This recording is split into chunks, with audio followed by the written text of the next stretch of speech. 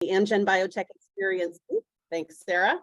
The Amgen Biotech Experience Teacher Roundtable Series. I'm Jessica Juliuson, and I'm the Director of Community and Strategy for the ABE Program Office.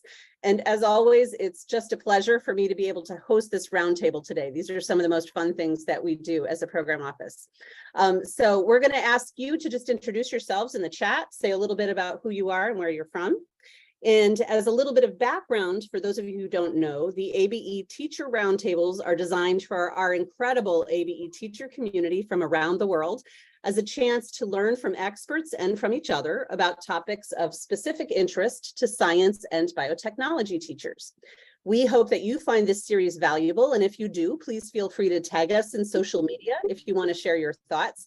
You can use the tag @ABEProgOffice.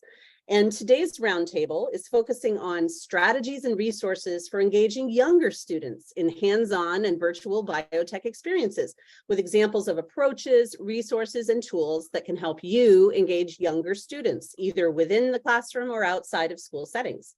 And if you have great ideas of your own, we want to hear them, so please share them in the chat. This roundtable will be recorded and posted on our website, and registered participants will also receive a transcript of this discussion and a copy of the materials shared today. So we will hopefully have some time for audience questions at the end of the presentation. So please, we encourage you at any point to put your questions in the chat, and we'll be keeping an eye on that, and we'll be sure to ask your questions at the end. So I'm going to jump right in by introducing our fabulous panelists today. First, we have Kaitlyn Kalehuawehe, who recently graduated from Bellarmine University in Louisville, Kentucky. As a biology major, Kaitlyn has a deep love and appreciation for science and for the wonders it can show us. For her honors undergraduate thesis, she collaborated with ABE to bring labs into middle school classrooms in the US.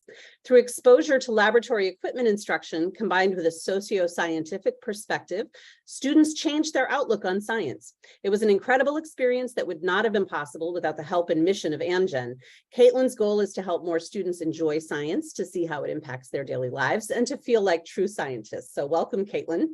We also have with us today Marlene Barrientos, who comes to us from ABE Rhode Island. And Marlene teaches 8th grade science at J.F. Deering Middle School since changing careers from academic research. And we always love to hear that. We always love to welcome folks from business into the classroom. So thank you for doing that.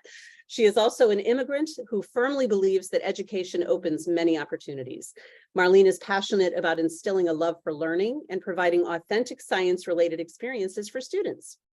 And last but certainly not least, we have Jennifer Conklin-Frank, who is the head of Educator Programming and Engagement at Harvard University's LabXchange, where she supports science educators globally through customized training and professional learning programs. Previously, Jenny has served as the Director of Educational Programs in New York and has also worked as an elementary principal, professional developer and trainer, secondary science teacher, and for the Buffalo Zoo as a program coordinator. So we'll definitely need to hear more about that pathway, Jenny. With her broad experience, Jenny brings a wealth of knowledge and expertise from the education sector. So just a wonderfully rich panel we have with us today. So I'm going to get started by having all of us get to know a bit more about our panelists and their journeys as educators. So Marlene, I'm going to start with you. For those participants who don't know you, please tell us just a little bit about your pathway into science teaching and current school and students and how you got into biotech and ABE. Thank you, Jenny. Yeah. So, hi and welcome, everyone. I'm Marlene Barrientos. So my husband's company moved us to Rhode Island from Florida. And while I was searching for a research position, a friend suggested I should apply to teach science because there was a need for science teachers. So I started as a substitute teacher, and during this time I was introduced to ABE by a high school teacher. And midway through the school year, one of the high school teachers retired. So I was offered his job. So I decided to take the teaching job for a number of reasons. At the time, academic research funding became difficult to come by. And as a molecular biologist, I'm very passionate about science. And my goal in life is to make a difference. So I thought as a teacher, I can accomplish both. Still a love for science in my students and make a difference in their lives. I also fell in love with the profession. And this is how I went the education route. So currently I'm teaching 8th grade science at Deering Middle School, We are a Title I school and serve a very diverse community of students with a wide range of socioeconomic backgrounds. And if most of my students decided to go to college, they'll be the first ones in their families to attend college. So why is it important to bring biotech education to this earlier grades? So I think grade 8 is pivotal grade. By the time they get to 8th grade, some have lost interest in science. So it is my job to motivate them again. And so I show them that science is more than just learning facts. And at this point, students have a misconception of what a scientist is. So they often think of a male with crazy hair and a lab coat. So I show them that how science plays out in the real world. And ABE is actually a perfect venue because it is hands-on, real world labs aspect. And ABE makes teaching biotech much easier and more engaging. And ABE labs create student interest in biotechnology. And so lab time becomes something the students look forward to. So it helps me inspire students to go into the field, even if they're not interested in science. And it helps me tell the students why we are learning this, why is it important? So these students will move to high school and deciding about their future and their pathway, or what pathway will take. Introducing a STEM career early on is very crucial. I love hearing that. And I love hearing that you love doing that with 8th grade students, which for those of us who have taught middle school or lower secondary students, it's definitely a unique love. And not everybody has the heart and the stomach for that. And so I love that you're introducing careers so early as well. So thank you, Marlene. And Jenny, how about you? What an interesting bio you have. And what was your path into science teaching, school leadership, and your current role with LabXchange? Thank you so much. I just want to say how honored I am to be here today and to get to learn from all of you. So yes, I definitely do not have a traditional path to the classroom as an educator. I began believing that I was going to be a field biologist, and I actually am from Canada, and there's like Canadian-Michigan border. So I went to school in Canada, but I also attended university in Michigan on the border. So I had a really interesting opportunity when I was in university, which was that I got to intern for the federal forestry, the Canadian federal forestry, and work on a project that was around genetically altered viruses in insects as a way to, prevent the spread and to control populations. And my job was to test the effect on the aquatic microbial environment. And I know you're all thinking to yourself, what an incredible opportunity. Why would she leave such a thing? And quite frankly, it was because I was lonely. And I enjoyed the work, but I just felt like there was something missing. And I had always taught, I danced all of my life. I taught dance classes. I did other kinds of things working with learners and students. And so, and my mother was a teacher, let's be honest, your mothers have big pull. And so they encouraged me, and I went to teaching college, and I absolutely found I had like a learning epiphany. I was like, this is where I'm meant to be. This is how I'm meant to do what I'm meant to do for the rest of my life. And so when I got out of teachers college, I knew that I wanted to be kind of in the field, and I wanted to be in the classroom. And I landed like the best job ever, which was working at the Buffalo Zoo. And every day I got to work with animals, work with people that were just excited. And I remember I had programs from 2-year-old cub clubs all the way up to adults talking about animals and conservation and the environment, and the excitement that people had to learn and be exposed to animals. That was thrilling. But the compassion, right? Like, do you know how many people are afraid of snakes? And really, they're only afraid of snakes because they've never had the experience, right? And so there I am promising them, I swear it's not slimy, I swear, right? Touch it, experience it. And I will tell you, 95% of people walked away from that experience completely changing their mindset, right? And I think that that's what science can do. It can open this entire world of curiosity and excitement.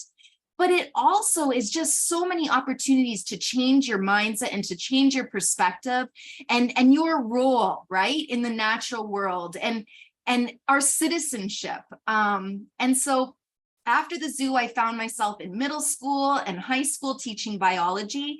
And I made a promise to myself that every single day I was going to ensure that my learners had success.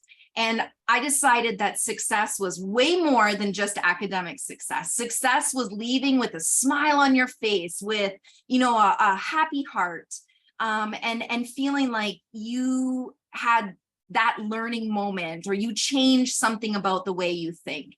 And that's kind of where I just really fell in love with, you know, exploratory learning, inquiry-based learning, hands-on learning, whether it was, you know, using technology and giving students that opportunity to just explore what interests them, or the hands-on physical experimentation.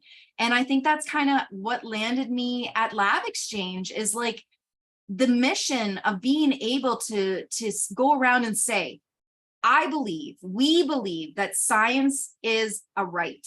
Everybody should have equal access to science education, to education, period. To be able to say that every day as a mission statement is so fulfilling.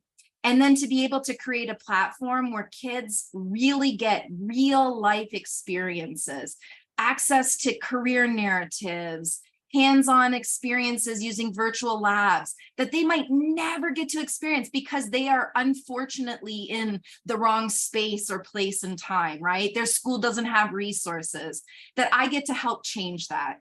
And so that's kind of how I came to be. That's how I'm here today. And again, it's kind of like what fulfills me. I love that, Jenny. And I love that you're talking about, it's more than just academics. It's about the joy. It's about the hands-on. And this kind of call to equitable access, you know, as our world becomes more immersed in STEM and in science in general. Science literacy is something that gives people access to their world. And so it's really necessary that we're opening doors for every student, which is what we're talking about today. And that kind of brings us to us, Kaitlyn, because you're really at the beginning of this career journey, and you've made this choice to kind of get engaged with lower secondary students. So can you tell us a little about your graduate program and what interested you in kind of entering this world?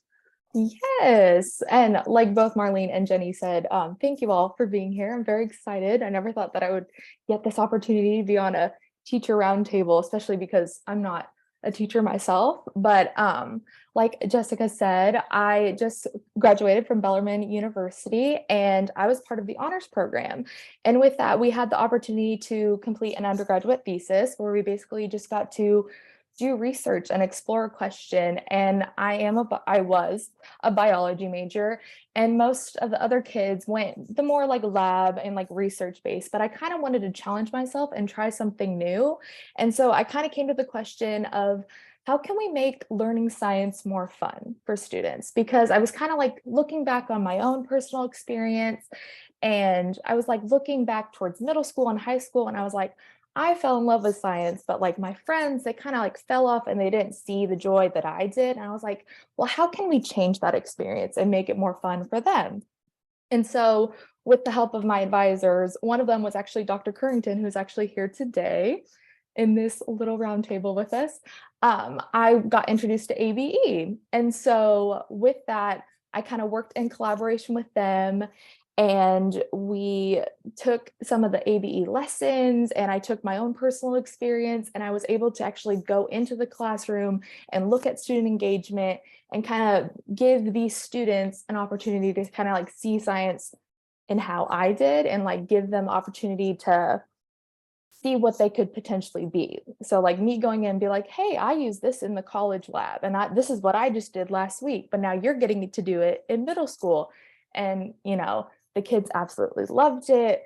And it also challenged me because I wasn't an education major. So there was a little bit of like a learning curve for me too. So I was learning alongside the students of like, oh, how to create a lesson plan and how to put this stuff together, because I had that science background, but you know, putting it all together to kind of like create my thesis was like a fun and exciting challenge. But overall, I was just excited to kind of show these kids this opportunity of science, and just, I don't know, it was just a lot of fun, and I'm very excited to be here. And so that's kind of my journey.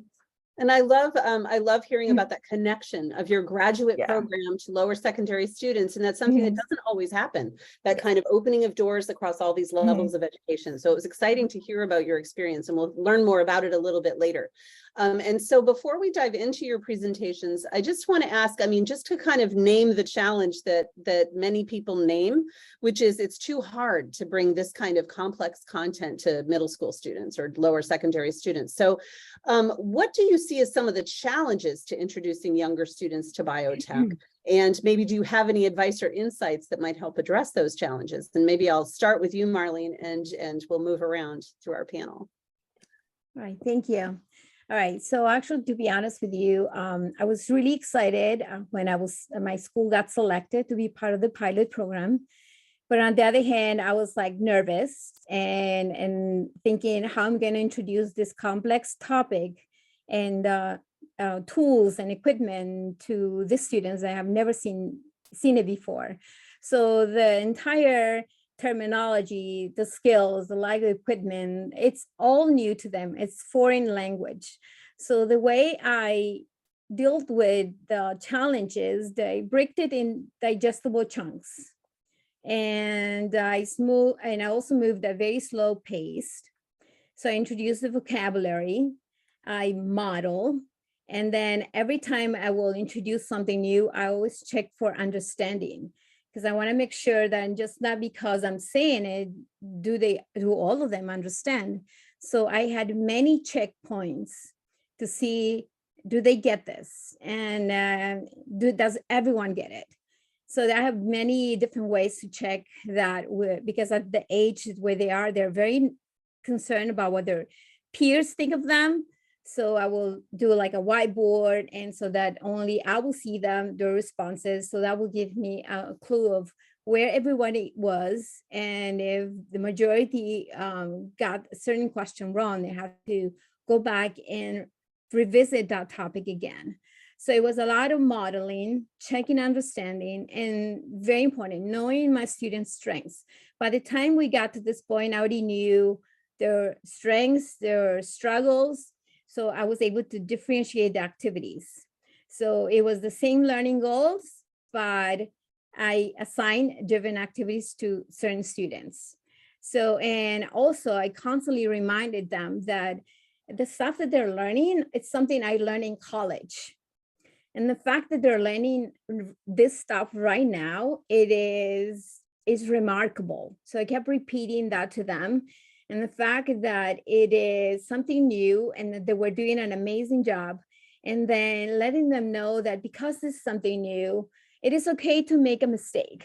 Because even though I was a little bit concerned because it's a loan equipment, I'm responsible for it, but they were actually quite responsible. And the fact that I told them it's something so out of your mind, something you've never seen it before, and it's okay. So if you make a mistake, I did not overreact it.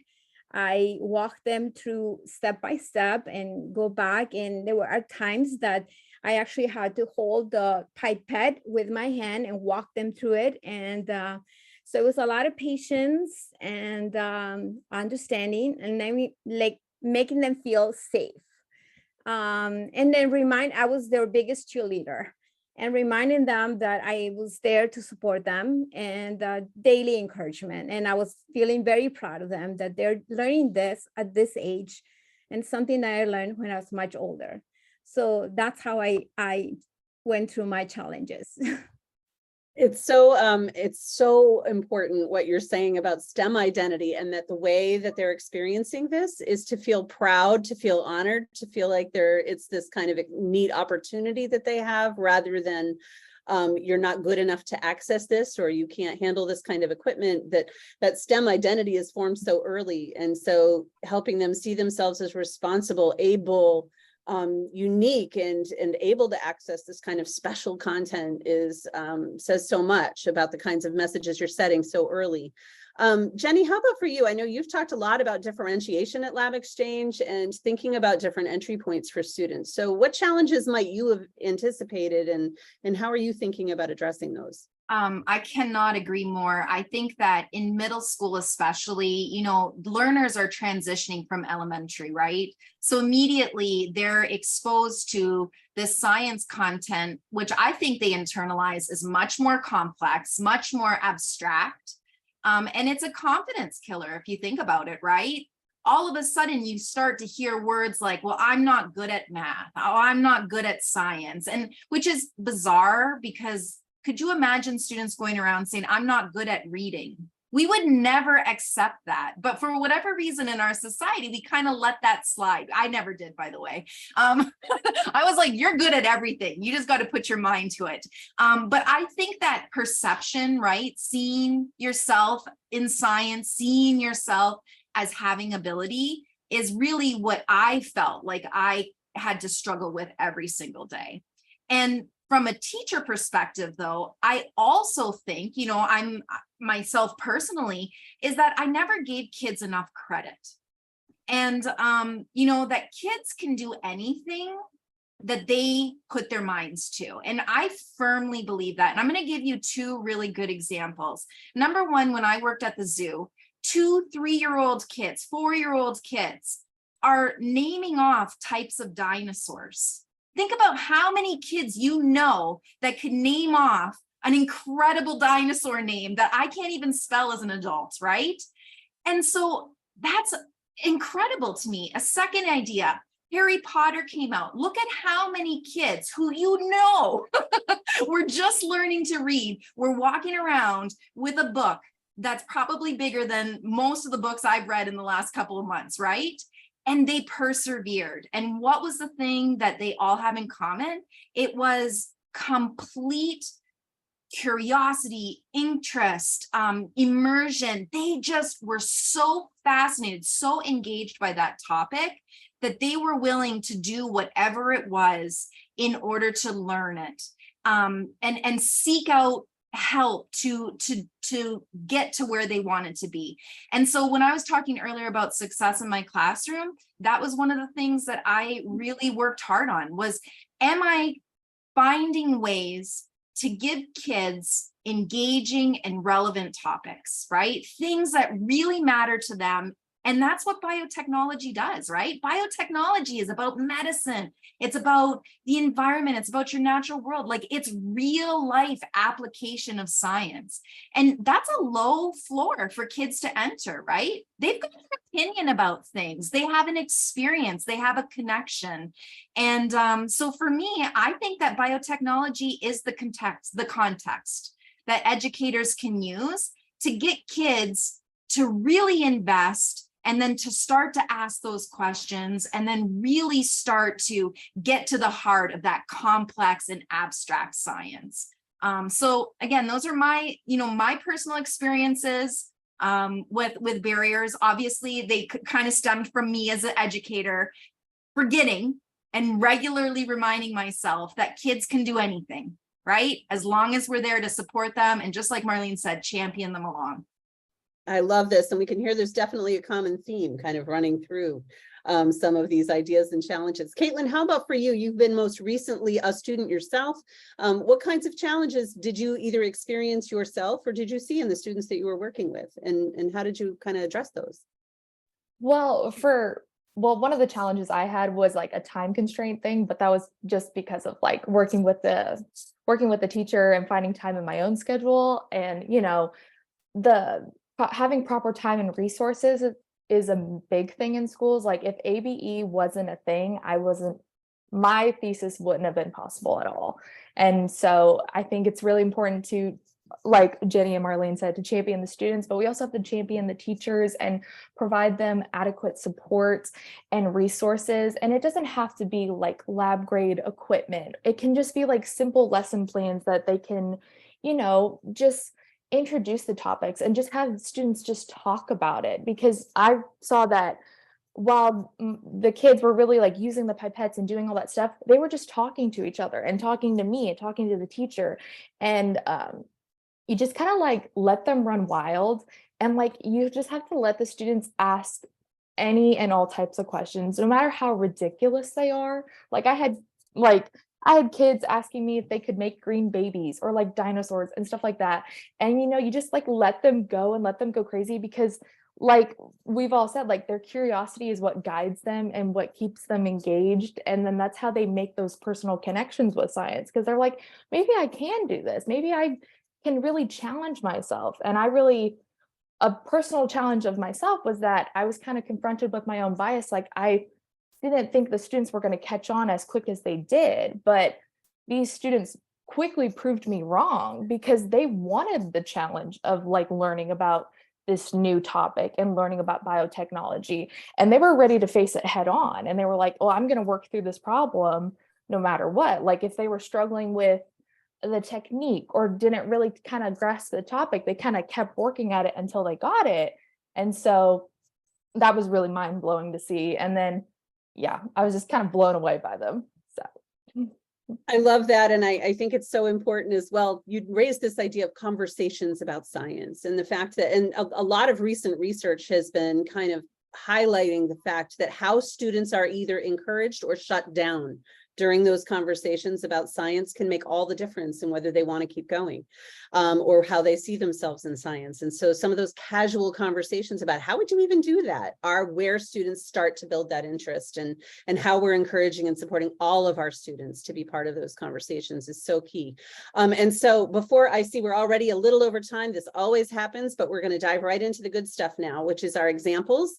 And so I wanted to actually, I think I'm going to be sharing screens for Marlene. So I'm going to share the screen, and Marlene is going to share with us how she has approached introducing both biotech and careers and concepts with her students through ABE. So Marlene, you just cue me when you're ready for me to advance the slides. Okay. All right. So I'm going to be walking you through my biotech or ABE journey. So next slide. So how do we connect students to opportunities and skills? So my students were actually quite lucky to participate in the ABE volunteer program, where guest speakers from Amgen share their pathway to science careers and provide an overview of the work. So I found that this is quite important, because these volunteers come from very diverse background, and not all of them actually had a direct pathway to the job that they have right now. So it is very important for my students to be able to see that others have struggled just like they are struggling right now, and they were able to do it. So I want them to see the possibility. And also it's very important for them to see others that look like them and see that there is a way to do it. Because for most of my students, they are the first ones that they will be attending college.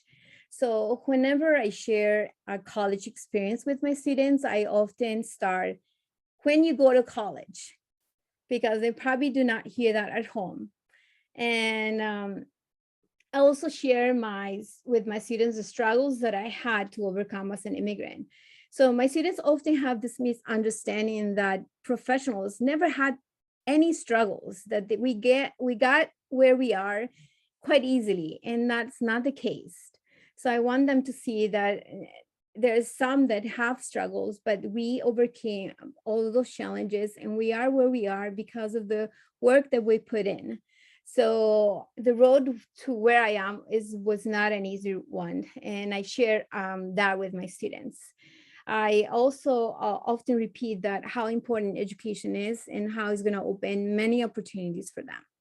So this year we were very lucky to participate in the secondary pilot program. So with lawn equipment and reagents, I was able to provide this fantastic real life lab experience for my students. And I have a statement from two of my students. And so this is why they said about the experience. So one said, 8th graders can benefit from this as they will almost be in 9th grade and being able to choose what classes they want to do. Introducing this to them helps them to come to decision. And another student said it was fun and I felt like I was learning something that was useful. Next slide. All right, so how do we introduce biotechnology to younger students? So it requires to be able to simplify concepts and also make it relevant, engaging, and fun. So the way I made it relevant is I use a PBL that gives them a relevance, and it's something that they can relate. So before I started the ABE labs, we were covering water pollution, water quality. And so our PBL project was tracking fecal matter in water samples. And so that was our culminating project. So, and I also used videos and slideshows that have great visuals. So I feel like great visuals enhance the learning of complex concepts, making it easier, more engaging.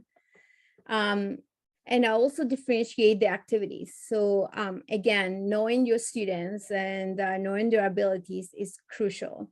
So for example, for this activity that my students did, or the first activity, it's something that they can relate to. There's a few of them that actually made Play-Doh, and they were learning the importance of accuracy and precision. So before I introduce the topic of accuracy and precision, we did this activity. So knowing the strengths of my students, not every student received the same equipment. So the goal was to make Play-Doh using different measurements. So students that I know that they struggle, I gave them the proper measurements, tools, and students that I know that they can be challenged, I provided them with other tools that were not accurate measurements. But through it all of them had a lot of fun and making Play-Doh. Yes, it was messy, but certainly a lot of fun. And then when we were done with this, I introduced the concept of accuracy and precision in science. So they were able to understand how important it is to have the right tools to do a specific experiment. Another way that I differentiated activity when we were learning to pipette is students that were more advanced, they were able to use this 96 well plate and follow a set of directions and pipette different amounts and mix the colors. They were also able to do a pipette art. But students that I knew that they were going to get frustrated by looking at all of these numbers and finding them. It's kind of like graphing, and not my students were like very good at graphing. So for those students, I just assigned the pipette art, and they were still accomplishing the same learning goal, which was learning how to pipette different measurements. So the goal was still accomplished. So differentiating activities is very important. Next slide. So here's my journey. Again, it's introducing topics that my students have never seen. And before the beginning of the school year, I introduced the metric system, but they have never seen the prefix micro, and they've seen liters, but not micro. So we stopped on milli. So when I was introducing this, I wanted them to see how small is micro. So I used this website, the Learn Genetics Utah, where the students can slide and they see from a coffee bean all the way to the E. coli. So when they got to the E. coli, I asked them to stop because we were tracking fecal matter and we were just talking about E. coli. But I told them that we are going to be looking what's inside the E. coli, which is the DNA.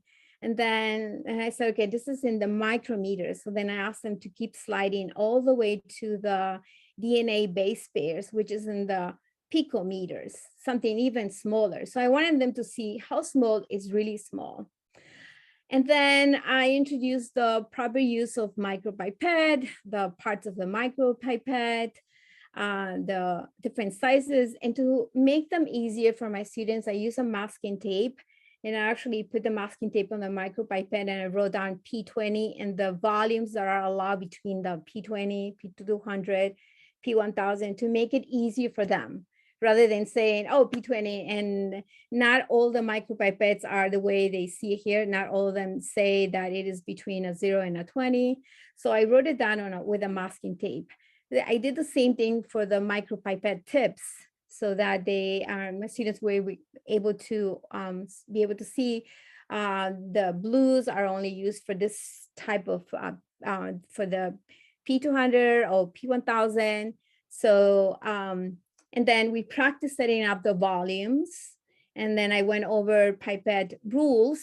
And before I move on to practicing pipettes, again, I did a check for understanding. So every time I introduce something, I always do a check for understanding to see if everybody is at the same page. So then we move on to practicing pipetting.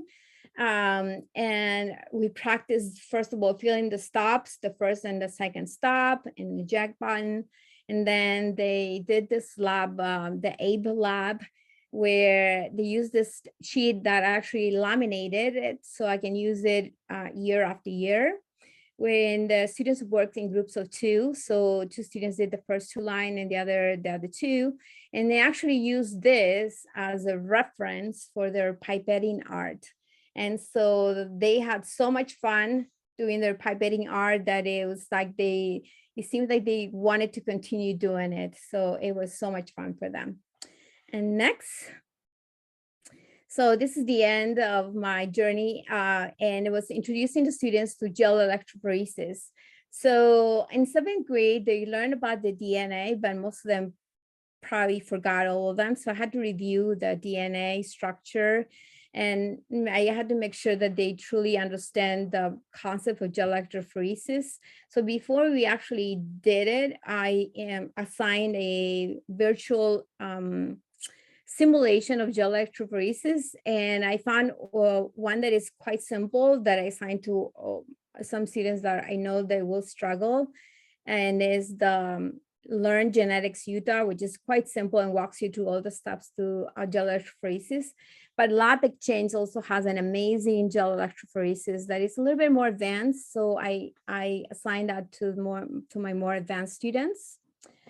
And then when we were doing the gel pipetting practice, my more advanced students were actually able to make the buffer.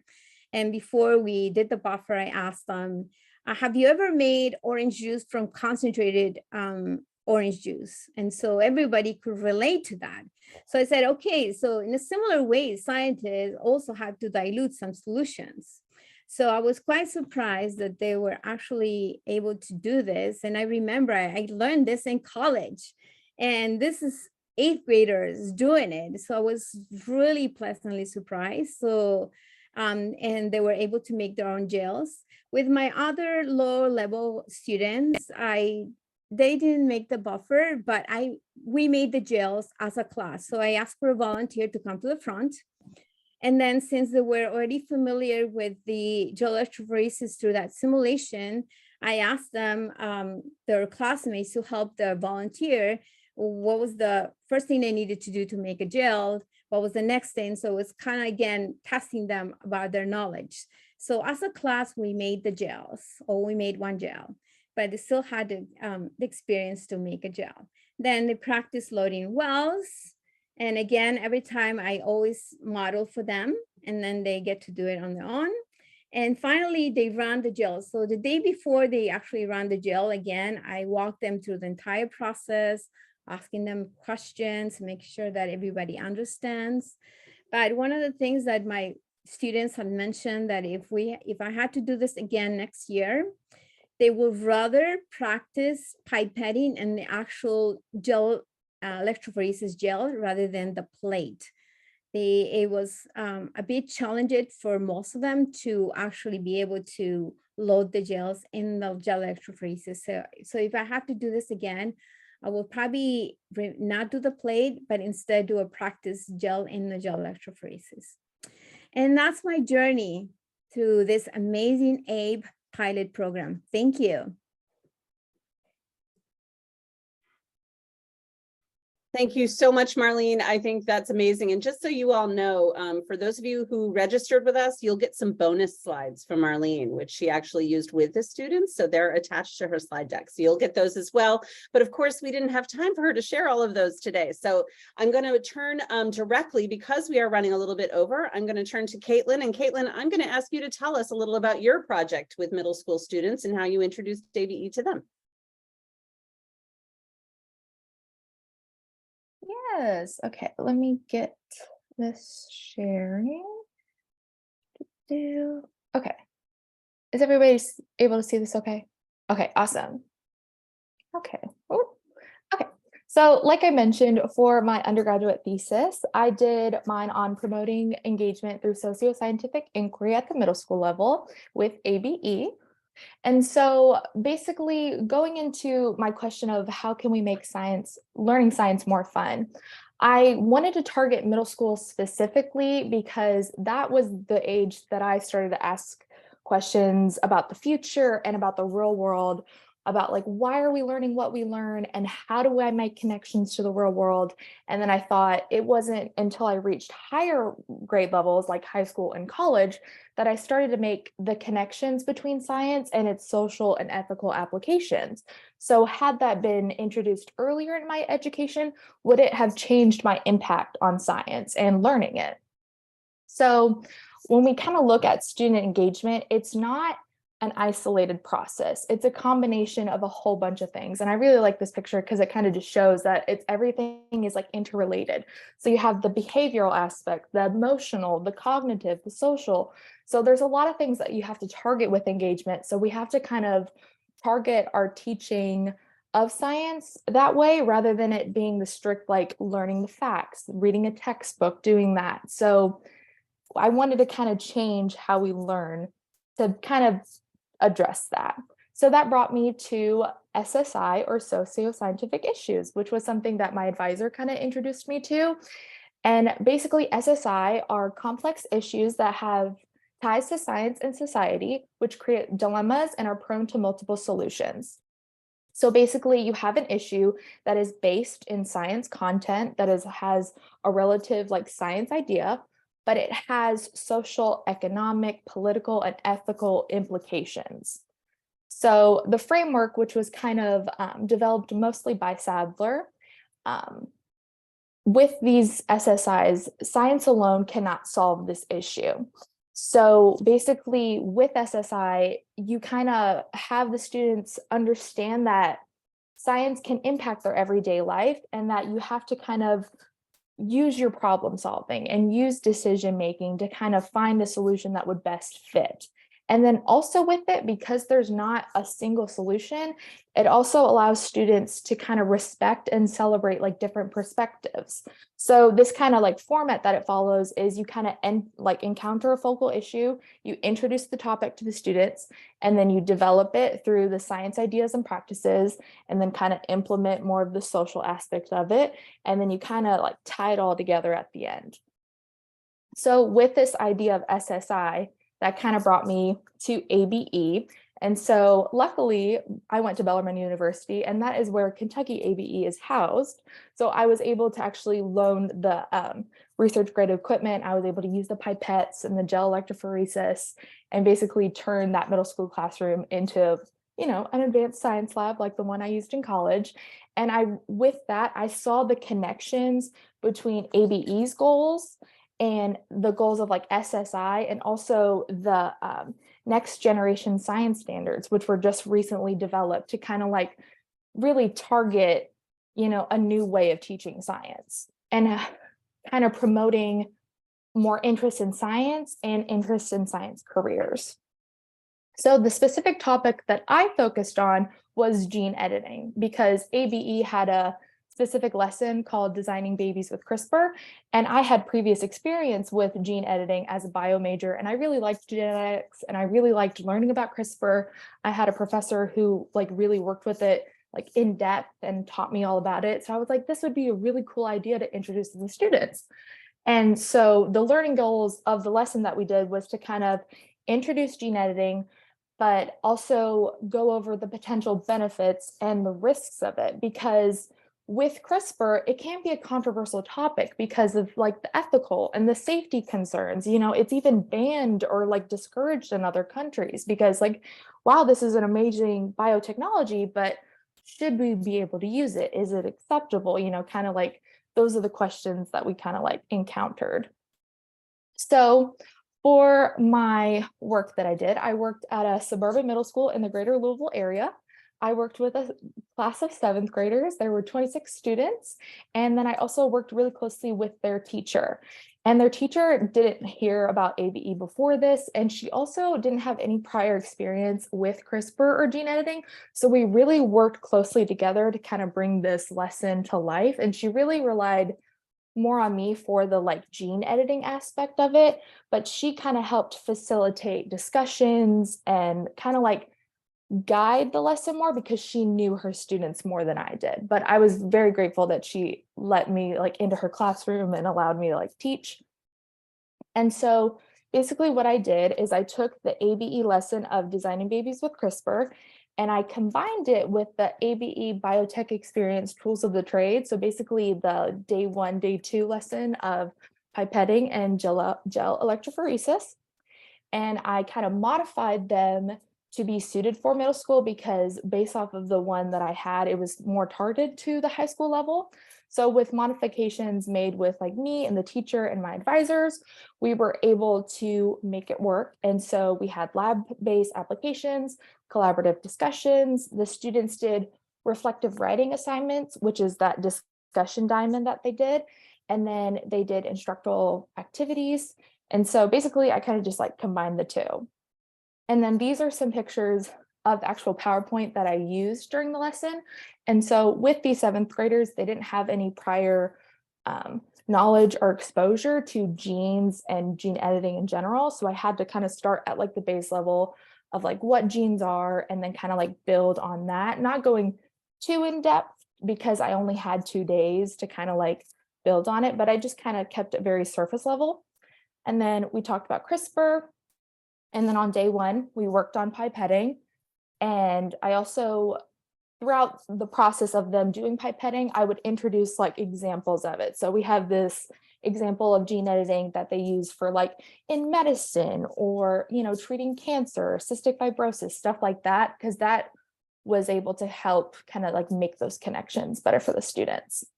And then on day 2 is when they were able to do the gel electrophoresis. And that's where I really showed them like, hey, this is how we see the DNA. And then this is how we make sure that, you know, the gene editing that we did worked. And they were able to load the gels and we ran them and they read them and they saw them and it was great.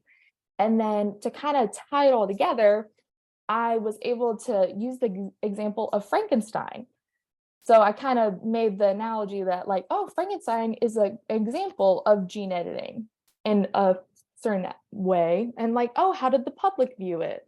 Was it good? Was it bad? And that kind of like gave the SSI element of the conversation going. And then in the bottom right here is a picture of the discussion diamond that they did. So each student got a corner and they got to write down their own thoughts. And then they came together as a table and kind of like put it all together.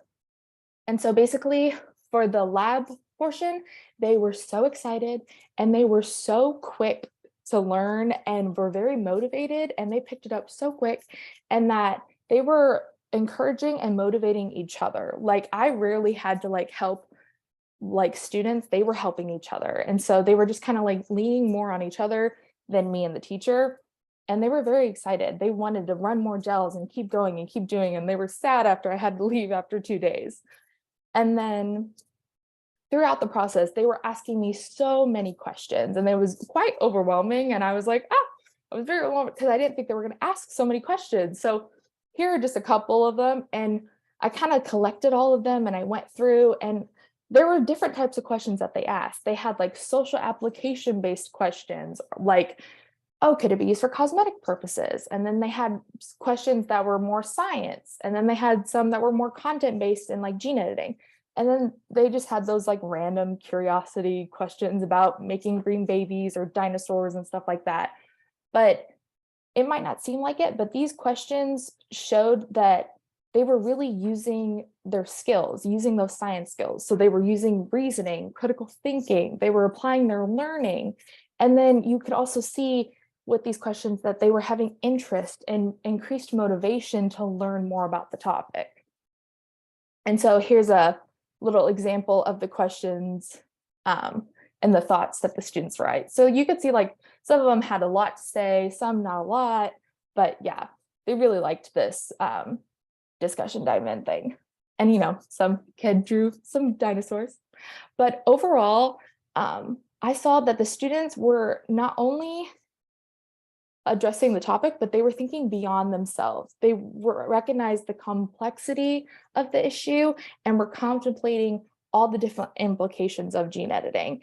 And they were able to see when it's right and when it's wrong. And also the different fields that gene editing could be used for.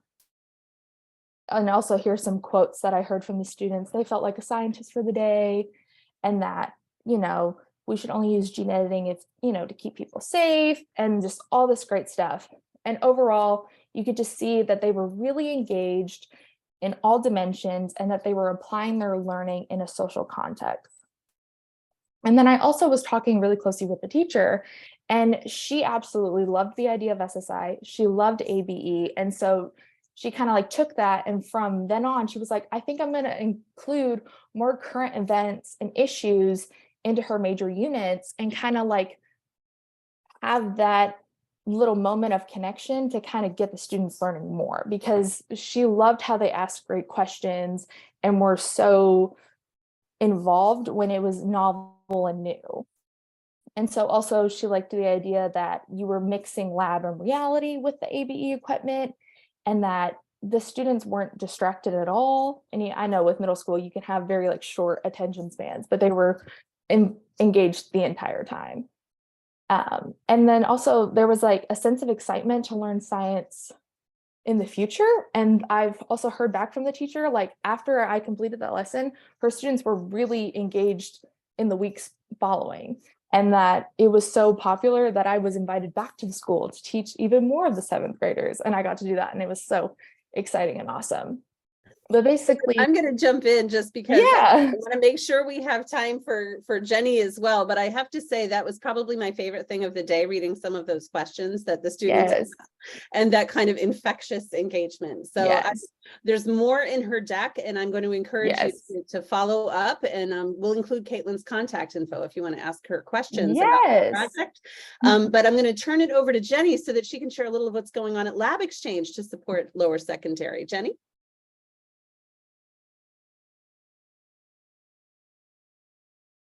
Thank you very much. These are incredible learning experience, and it just makes me so incredibly excited to see that, you know, kids in the middle school are getting opportunities to really do real life science. I just, it gives me goosebumps. I think for me, I just wanted to kind of remind everyone that this is off of LabXchange. You know, that we have an incredible wealth of resources always available that direct you exactly to the ABE supported content. Again, our mission, our goal is to make science accessible no matter where you are and what your circumstances are. So I recognize that not everybody's so fortunate to be located next to a physical Amgen location. And so for those who aren't, that's where LabXchange can really support and fill in there. So again, this page just really simply links you, connects you with those resources, talks a little bit about web investigations, and then of course, excellent education and professional learning for teachers. And I think that that's one of the things that I've taken away from ABE programming is just the wonderful support that educators have. And that's, to me, is the reason why this program has been so successful. And you see comments like that from kids and teachers alike. So I just wanted to remind everyone Another thing, is that we've just hired on a content specialist in middle school. And so in addition to the interactives and the simulations that we have at LabXchange currently, we are going to be expanding to include middle level investigations. And, we are collaborators, not competitors. So LabXchange, our library, is still that one-stop shop. I know that a ton of people use things like PhET and Concord Consortium, just to name a few off the top of my head. We collect all of those and we put them here on our space, on our website. But what we've noticed is that really life science, biotechnology, those are really not available, right now in ed tech. And so that really is our mission. That's where our team, in addition to our library, is trying to fill that space.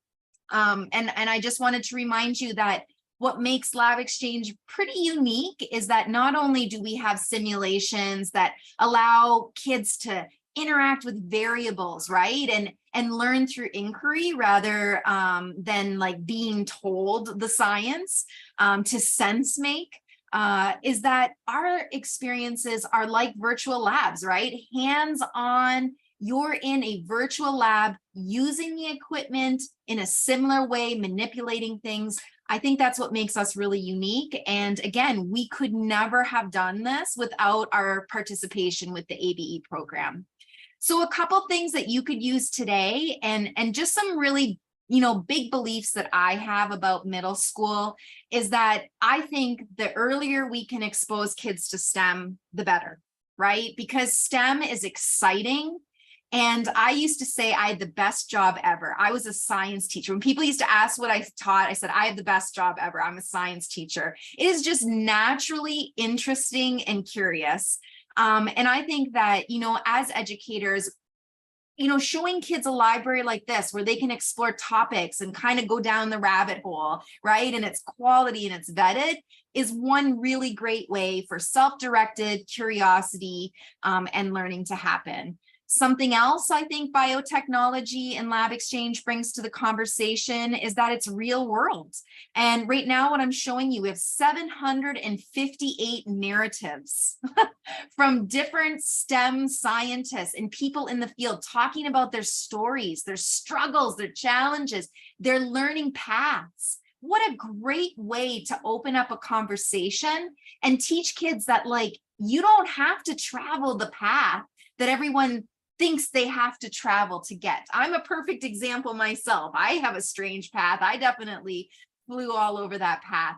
But look at all these stories from people all over the world with different interests that look like them, that came from the same places that they came, and how they've overcome to become successful in STEM.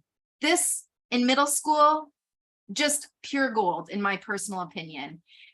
So I think that's the last piece, or the second last thing. The last thing that I would suggest in middle school, which I found always to have great success with, is the idea of responsible citizenship. If I have ever met a middle schooler who wants to change the world, right? I picketed that at 6th grade that girls deserve the soccer ball just as much as boys did during recess. We all deserved equal access to sports.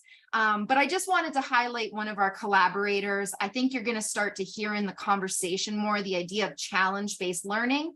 The Biomimicry Institute has an incredible collection, and I'll paste that link in the chat for you. They are just amazing, but look at all these design challenges. And what they've done is they have used LabXchange to really publish the work of these learners. We have a case study tool. You could do this tomorrow in your own class, but look at the quality of work and look at what they're talking about, and their inspiration from nature. Again, biomimicry makes perfect sense, but coming up with these incredible solutions to real world issues. They could be the next change makers. And that just gets me just so jazzed and so excited. Look at this, there's the team. So I'll stop there. LabXchange, we have a ton of things available for middle schoolers. But again, my parting message, just keep them curious, keep them excited, and make sure that their heart, right, has a big feeling, a big moment. That's all we need to do in middle school education. Jenny, thank you so much. And that's such a great note to end on. I think we started with joy and inspiration, and we're ending with joy and inspiration, and thinking about these students who are going to grow to change our world and to be part of our world. So we're already over time. So I'd just like to thank all three of you, Marlene, Kaitlyn, and Jenny, for providing us with these incredible resources and ideas. We will be sharing these out with everyone who registered. And I want to just note that we will be pausing our roundtable series until next September 2023, just to give our program office staff some much needed time off. But we will be reconvening in September. Please reach out to us if you have other ideas for roundtables or something you've tried that you would like to present. Let us know about it. Thank you all for being here today, for everything you do for your students all over the world. And of course, as always, I want to thank the Amgen Foundation for supporting the Amgen Biotech experience. So for all of you, have a wonderful rest of your day, and thank you for joining this ABE Teacher Roundtable. Thank you. Thank you.